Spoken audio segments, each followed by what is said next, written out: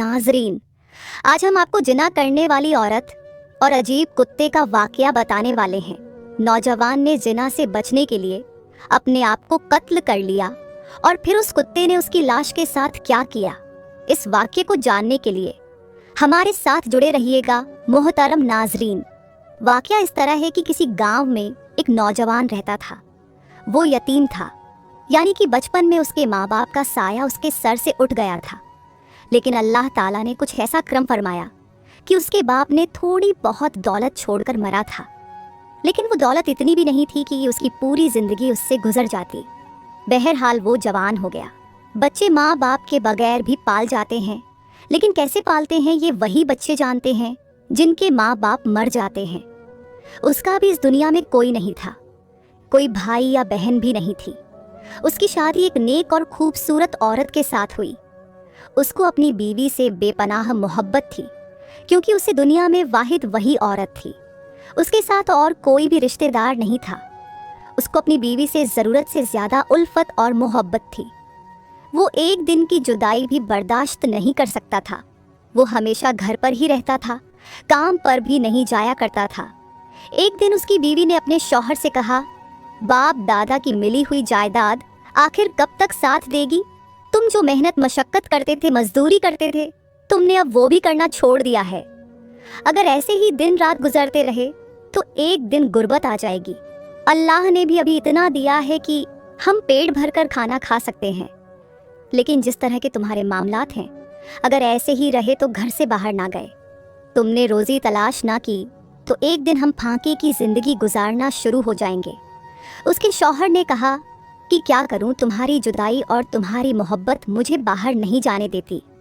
मेरा दिल ही नहीं करता कि तुम जैसी खूबसूरत और प्यारी और भोली भाली बीवी को अकेले छोड़कर मैं कहीं बाहर चला जाऊं। तुम्हारे बगैर मैं कहीं भी नहीं रह पाऊंगा। उसकी बीवी ने कहा कि जमाने का यही दस्तूर है, मर्द को बाहर निकलना ही पड़ता है, रोजी रोटी तलाश करना पड़ता है। तुम्हें घर से बाहर जाना होगा। तुम्हारे जैसा ख्याल अगर हर किसी मर्द का हो जाए तो भला दुनिया कैसे चलेगी? अगर घर में आप बगैर काम किए दाना पानी आता रहे तो इस तरह तो हर कोई अपने घर में ही बैठ जाएगा, कोई भी मेहनत मशक्कत नहीं करेगा और ये दुनिया का दस्तूर के खिलाफ है। तुम्हें बाहर निकलना पड़ेगा। मगर उसका शौहर किसी भी सूरत में घर छोड़कर जाने के लिए तैयार नहीं था। उसकी बीवी ने एक दिन एक तरीका सोचा। उसने कहा, मैं यहाँ पर बहुत ही ज़्यादा परेशान हूँ और मेरी ख्वाहिश है कि तुम अगर वाकई मुझसे मोहब्बत करते हो, मेरे लिए कम से कम 1 साल के लिए तुम इस गांव को छोड़ दो। तो यह सुनते ही वो नौजवान कहने लगा, मैं तुम्हारे बगैर कैसे रह सकता हूँ? मैं कहाँ जाऊँगा तुम्हारे बगैर? मैं तो तुम्हारे बगैर इस घर से बाहर नहीं निकलता। तुम गांव छोड़ने की बात कर रही हो। उसकी बीवी कहने लगी, देखो, अगर तुम्हें सच में मुझसे मोहब्बत है और तुम मोहब्बत में इतने ज़्यादा दावे करते हो तो बस तुम्हें मेरी यह ख्वाहिश पूरा करना पड़ेगा। जब उसने मोहब्बत का वास्ता दिया और यह कहा कि साबित करो कि तुम्हें वाकई मुझसे मोहब्बत है, तो उसने कहा कि ठीक है, मैं तुम्हारी मोहब्बत में इस घर से निकलने के लिए तैयार हूँ। तुम्हारी मोहब्बत में अपने इस गांव को छोड़कर मैं घर से बाहर चला जाता हूँ, यानी कि इस गांव से चला जाता हूँ ताकि तुम्हारी ख्वाहिश को पूरा कर सकूं। शौहर की जुबान से यह सुनते ही बीवी बड़ी खुश हुई कि चलो, इस तरह कम से कम ये बाहर जाने के लिए तैयार तो हो गया। यहाँ तक कि वह नौजवान गांव को छोड़कर 1 साल के लिए शहर से चला गया। उसकी बीवी ने यह फैसला कर लिया था कि अपने शौहर को उसने घर से बाहर भेज दिया। लेकिन अभी एक दिन भी नहीं गुजरा था कि उसके दिल में ख्वाहिश पैदा होनी शुरू हो गई कि मेरा शौहर यहाँ पर मौजूद नहीं है और मैं तन्हाई की आग में जलने लगी हूँ। मैं एक दिन भी उसके बगैर गुजारा नहीं कर पा रही हूँ, तो साल भला कैसे गुजरेंगे? वो सोचने लगी कि मैंने ही उसे मशवरा दिया था, मैंने ही उसे मजबूर किया था, अब मुझे ही इस बात पर सब्र भी करना पड़ेगा। अब 1 साल वह निहायत ही सब्र के साथ गुजर रही थी। लेकिन थी तो एक औरत और इंसान के अंदर इंसानी ख्वाहिशें होते हैं। लेकिन इंसानी ख्वाहिश के लिए अगर शैतान आपको बहका दे तो आपको उसके बहकावे में नहीं आना चाहिए। मगर वह औरत बहकने के लिए तैयार हो गई थी। वह रात को अकेली सोई हुई थी कि शैतान वहां पर आया और उस औरत को अजीबोगरीब ख्याल आना शुरू हो गए। औरत को तरह तरह से बहकाना शुरू कर दिया। औरत को बहकाने में आखिरकार शैतान कामयाब हो गया। एक दिन उसे खबर मिली कि उसके मोहल्ले में एक तवायफ रहती है, लेकिन अब वह बूढ़ी हो चुकी है और उसने अपना काम भी बंद कर दिया है। तो मोहल्ले वालों से बचते बचाते वह तवायफ के घर जा पहुंची, जिसकी दूर दूर तक खबर फैली हुई थी, जो कि बहुत ही ज्यादा मशहूर तवायफ थी। वह खामोशी के साथ बूढ़ी औरत के पास चली गई और जाकर उसके कान में उसको जाकर कहने लगी कि देखो, मेरा शौहर घर पर मौजूद नहीं है। वह कहने लगी कि मैंने खुद अपने शौहर को इस गांव से यानी कि को शहर कमाने के लिए भेजा है। वैसे पैसे तो भेज रहा है, लेकिन खुद नहीं आ रहा। 1 साल का अरसा गुजर गया। उसकी जुदाई में अपने आप को बहलाती रही हूँ, सब्र से काम लेती हूँ, लेकिन अब सब्र नहीं होता।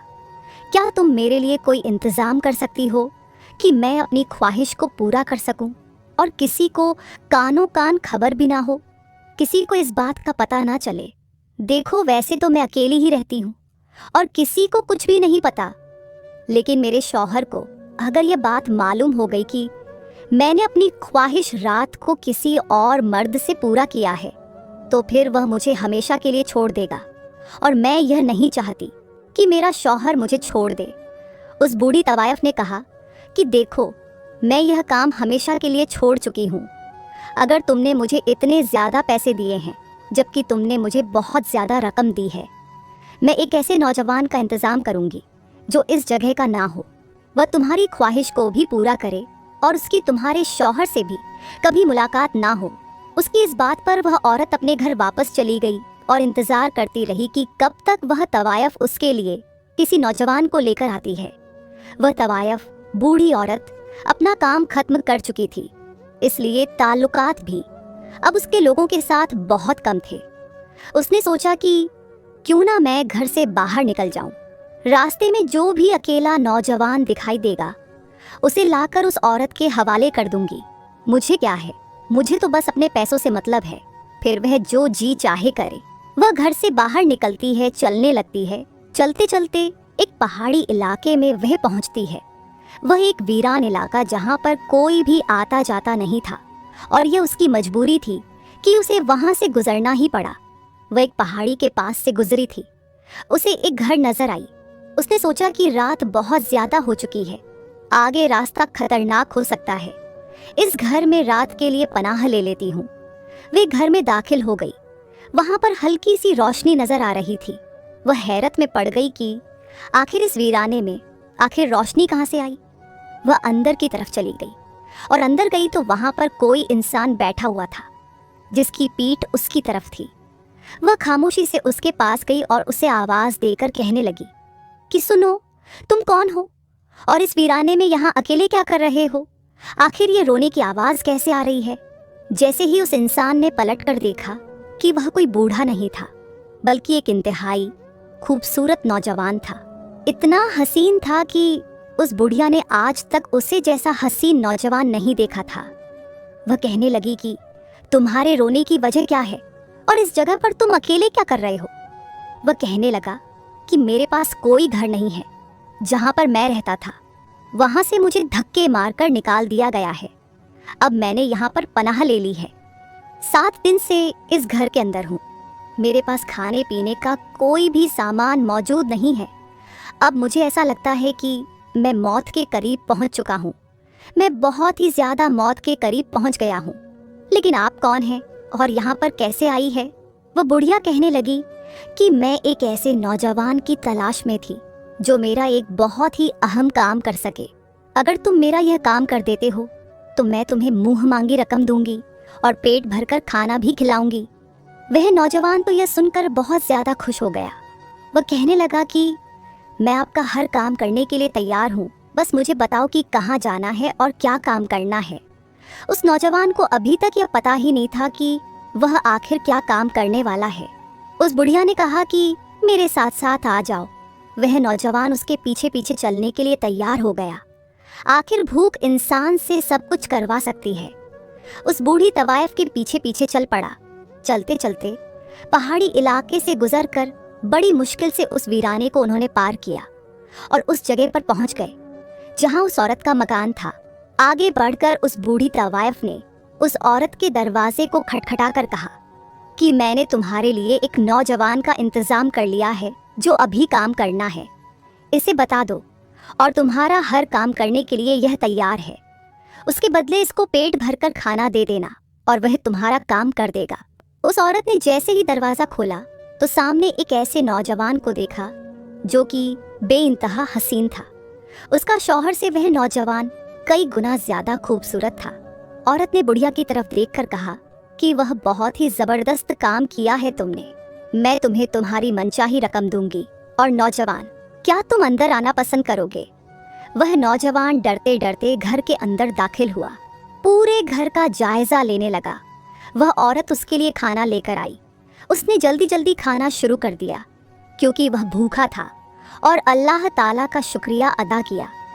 अल्लाह का शुक्र अदा करके औरत की जानिब तवज्जो हुआ और कहने लगा, बताइए कि मुझे क्या काम करना है। उस औरत ने कमरे का दरवाज़ा बंद कर लिया और उसके सामने बरहना हो गई। वह नौजवान तब तक उस बात को समझ ही नहीं पा रहा था कि आखिर काम क्या करना है।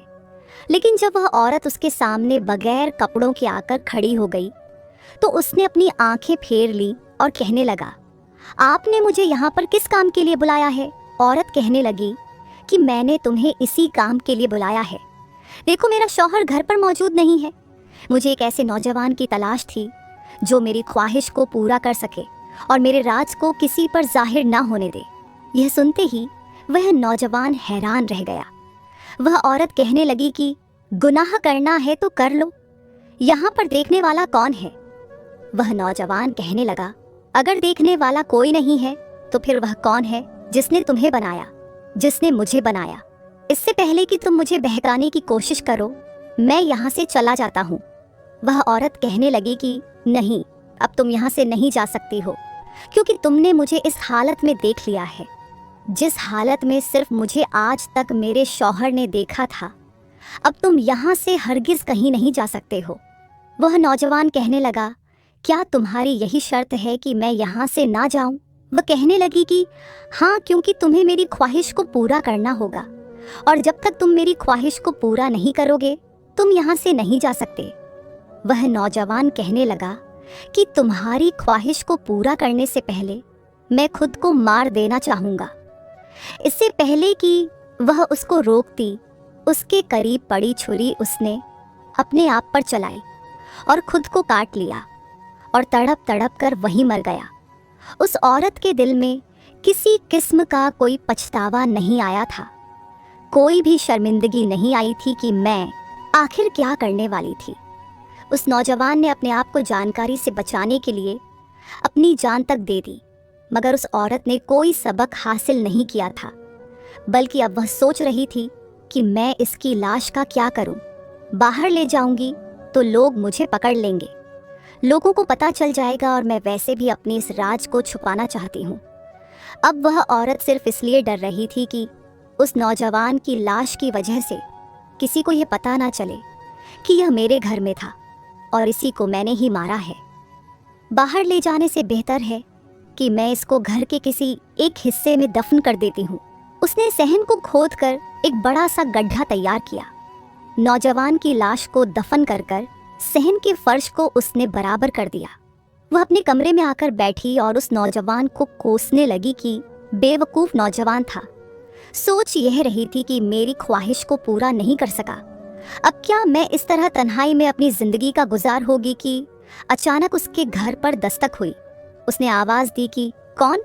जवाब आया कि मैं तुम्हारा शौहर हूँ, जल्दी से घर का दरवाज़ा खोलो। और खुशी से उसका बुरा हाल हो रहा था। वह बहुत ज़्यादा खुश थी कि आखिर मेरा शौहर आया है। उसके शौहर के साथ एक कुत्ता भी था। वह कहने लगी कि अरे वाह, ये तो बहुत ही खूबसूरत कुत्ता है। उसके शौहर ने कहा, हाँ, ये मैं खासकर अपने घर की रखवाली के लिए लेकर आया हूँ। मैं कहीं बाहर भी चला जाऊँ तो तुम्हारे दिल बहलाने के लिए ये तुम्हें बहुत खुश करेगा। बीवी बोली कि अच्छा है, बहुत ही अच्छी बात है, आप मेरे लिए इसको ले आए। वह अपने शौहर और कुत्ते को लेकर घर में आ गई। वक्त गुजरता रहा घर की उसकी जिंदगी वक्ती तौर पर बहुत अच्छी गुजर रही थी। उसने सोचा यही था कि मैंने किसी के साथ बदकारी नहीं की, वरना बिला वजह मुझे इस बदकारी को हमेशा के लिए छुपाना पड़ता। लेकिन वह ये भूल गई थी कि जिसके सामने बरहना हुई थी, जिसके साथ बदकारी करना चाह रही थी, उसकी लाश उसने उसी घर के सहन में मौजूद रखी थी, उसको छुपा रखा था और ये बात कोई भी नहीं जान सकता था। लेकिन अल्लाह तबारक ताला ज़रूर जानता था, जिसकी पकड़ से बचने के लिए उस नौजवान ने खुद को मार दिया था कि अल्लाह ताला देख रहा है। एक दिन ऐसा हुआ कि वह पड़ोस में किसी काम के लिए गई हुई थी। उसका शौहर कुत्ते के साथ घर में अकेला था। अचानक उस कुत्ते ने ज़मीन को खोदना शुरू कर दिया। उसका शौहर कुत्ते को ज़मीन को खोदता देखकर बहुत ज़्यादा हैरान था कि आखिर यह कुत्ता कर क्या रहा है। कुत्ता ज़मीन को यूं ही खोदता जा रहा था। खोदते खोदते जब वहाँ से उसने मिट्टी हटा ली तो देखा कि अंदर बोरी थी और बोरी में कोई चीज़ लिपटी हुई थी। उसके शौहर की जब नज़र उस कुत्ते पर पड़ी कि इसने ज़मीन से कुछ निकाला है, वह बहुत जल्दी से भागा और कहने लगा, अल्लाह रहम करे, यह इस शहर के हिस्से में ये क्या बला है। उसने जल्दी से उस बोरी को बाहर निकाला और जैसे ही उस बोरी का मुंह खोला, वहाँ पर एक लाश मौजूद थी। शौहर पहचान नहीं पाया था कि वह लाश किसकी है। अब तो राज खुल चुका था, उस कुत्ते ने राज खोल दिया था। बीवी से पूछना बाकी था, ये कौन है। उसने फौरन अपनी बीवी को बुलाया और कहने लगा कि बताओ ये कौन है और इस शहर में ये क्या कर रहा है। अगर मुझे सच नहीं बताओगी तो मैं तुम्हें जान से मार दूंगा और तुम्हें भी इसी वक्त इसी जगह पर दफन कर दूंगा। डर के मारे उस औरत ने सब कुछ सच सच बता दिया कि आप 1 साल तक घर नहीं आए थे तो मेरे दिल में जीने का जज्बा पैदा हो गया। शौहर कहने लगा, तुमने मेरी गैर मौजूदगी में बदकारी का काम करना चाहा। उसका शौहर बोला कि अफसोस है कि तुम्हारी याद में मैं शहर में एक एक पल नहीं गुजार सकता था, तुम्हारे बगैर नहीं रह सकता था। तुम्हारी खातिर मैंने बहुत ज़्यादा मेहनत की, लेकिन तुमने मेरे पीछे यह क्या किया। तुमने अमानत में खयानत करनी चाहिए। तुम गद्दार हो। मैं तुम्हें अपनी बीवी नहीं मानता और इसी वक्त तुम्हें तलाक देता हूँ। उसने अपनी बीवी को फौरन तलाक दे दी और अपने घर से बाहर निकाल दिया और वह वहाँ से रोती पीटती हुई बेबस होकर चली गई। जिस राज को छुपाना चाहती थी, उस राज को तो उस कुत्ते ने अब खोल दिया था। मोहतरम नाजरीन, लोग अपनी ख्वाहिशों को पूरा करने के लिए यह तक नहीं देखते कि हम हलाल काम कर रहे हैं या हराम काम कर रहे हैं। यहाँ एक सवाल यह भी उठता है कि अगर उस नौजवान की जगह हम और आप होते तो भला क्या करते। इसका जवाब अपने आप को ज़रूर दें और सोचिए आज हमारा क्या हाल है, और साथ ही वह लोग भी गौर करें जो अपनी बीवियों को 2-2 या 3-3 साल तक के लिए अकेला छोड़ देते हैं। आखिर बीवी की ख्वाहिश का भी एहतराम क्यों नहीं करते हैं। आखिर में अल्लाह ताला से दुआ है कि अल्लाह ताला हमें आपको हम सबको गुनाह से बचाए और सिर्फ मुस्तकीम पर चलने की तौफीक अता फरमाए। आमीन। इस वीडियो को दूसरों तक शेयर कर दें। हो सकता है कि आपके एक शेयर से ये बात किसी के दिल में उतर जाए और हम सबके लिए बख्शीश का जरिया बन जाए।